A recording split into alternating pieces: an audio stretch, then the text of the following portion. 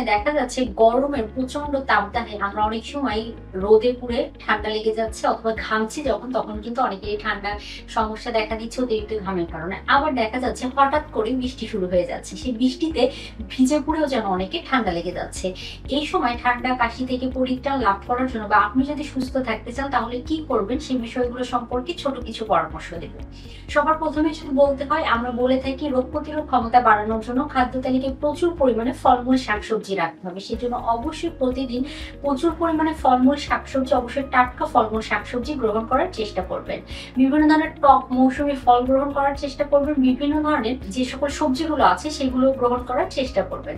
তার পাশাপাশি অবশ্যই বেশ কিছু পানীয়র কথা বলবো, যে পানীয়গুলো আপনি যদি গ্রহণ করেন সেগুলো কিন্তু আপনার রোগ প্রতিরোধ ক্ষমতা বাড়াতে বা ঠান্ডা কাশি সমস্যা থেকে পরিত্রাণ লাভ করতে সাহায্য করবে।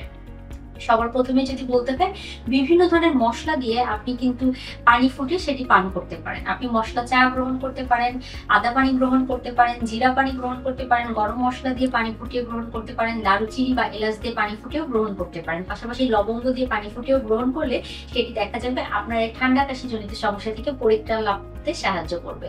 তো যারা শুনছিলেন ঠান্ডা কাশি থেকে মুক্ত পেতে চান তাদের ক্ষেত্রে আমি বলবো এই পরামর্শগুলো মেনে চলার চেষ্টা করবেন। ধন্যবাদ।